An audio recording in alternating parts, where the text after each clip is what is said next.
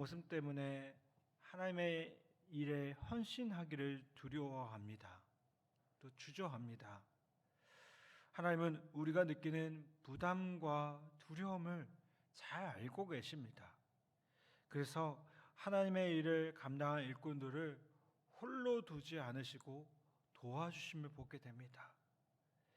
이스라엘의 초대 왕으로 세워진 사울 역시 하나님의 도우심을 경험했습니다. 하나님은 일꾼으로 세우신 당신의 종들을 어떻게 도와주시겠습니까? 사울은 자기가 왕이 된다는 생각을 한 번도 해보지 못했을 것입니다. 그는 사무엘에게 왕이 될 것이라는 이야기를 들은 후에도 자신이 무엇을 해야 하는지 전혀 알지 못했습니다.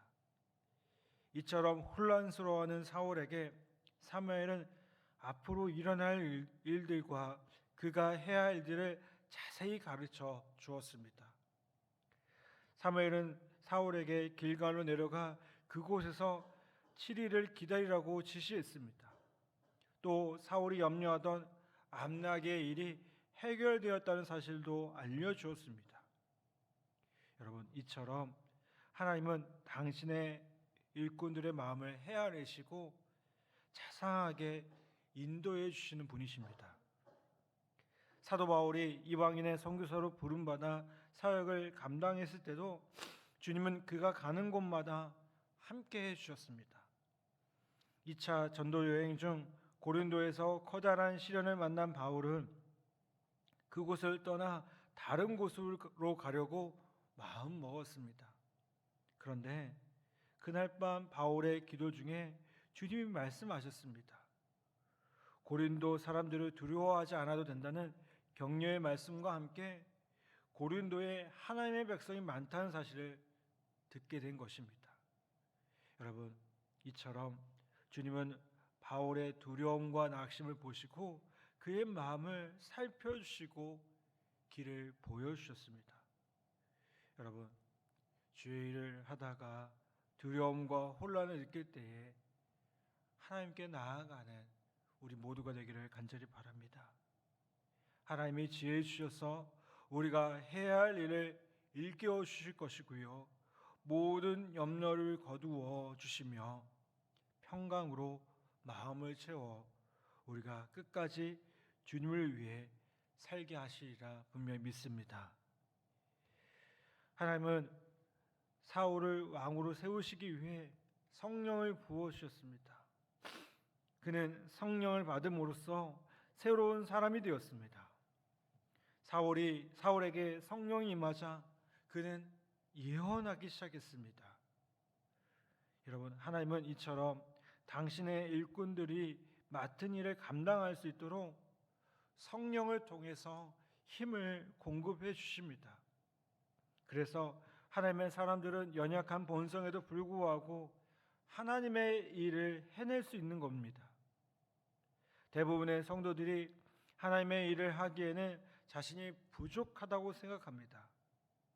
물론 하나님 앞에서 자신의 모습을 정직하게 보는 사람의 당연한 고백임을 보게 됩니다. 그런데 우리는 거기에서 멈추면 안 됩니다. 우리가 부족함과 연약함을 뛰어넘을 수 있도록 우리에게 성령 충만을 달라고 기도해야 될 줄 믿습니다. 예수님의 제자들 역시 부족한 사람들이었습니다.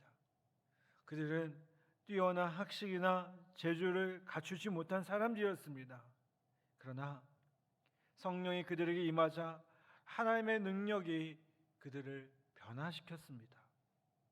그들은 누구 앞에서도 위축되지 않고 담대함으로 그리스도의 복음을 전하는 증인이 되었습니다.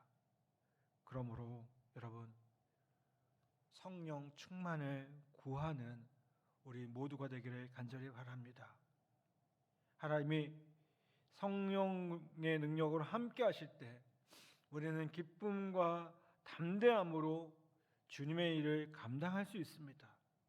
그리고 우리의 삶은 성령의 거룩함을 담아 성결해지고요, 세상의 빛과 소금으로 이웃들에게 선한 영향력을 끼치며 살게 되리라 믿습니다. 여러분, 우리는 주님이 맡기신 일을 감당할 때에 두려워할 필요가 없습니다. 반드시 하나님이 우리를 도우시기 때문에 그렇습니다. 하나님은 우리가 해야 할 일을 자상하게 지시하시며 성령을 주셔서 감당하게 하십니다. 즉, 소명과 능력을 함께 주시는 분이십니다. 그러므로 하나님을 섬기는 일에 부름받았다면 두려워하지 말고 자원하는 우리 모두가 되기를 간절히 바랍니다. 그 자리에서 우리와 함께 하시는 하나님의 임재를 경험할 수 있습니다. 또 사울과 같이 하나님께 쓰임받는 우리 모두가 되길 줄 믿습니다.